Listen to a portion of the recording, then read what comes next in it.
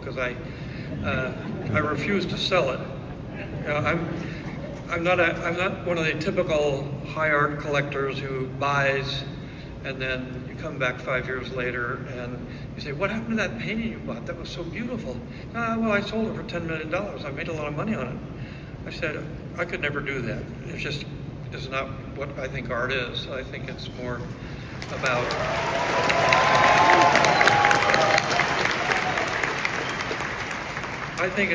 about a connection, an emotional connection with the work, not how much it cost or what celebrity did it or whatever. It's more a personal thing. And I don't think it's anything that anybody else can tell you. That's art. That's not art. It doesn't work that way. If you have an emotional connection, then it's art.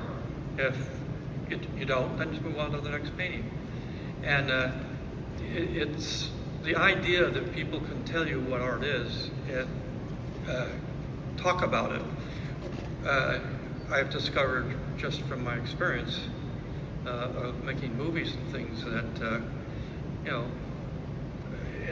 other people's opinions don't mean much.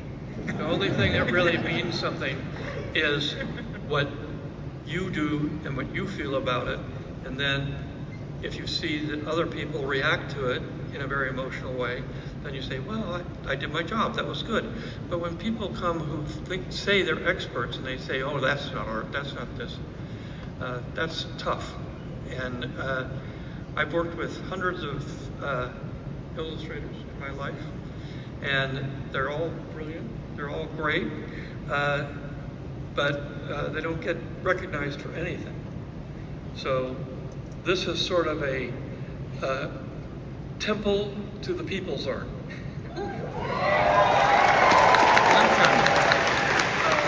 Temple to the people's art.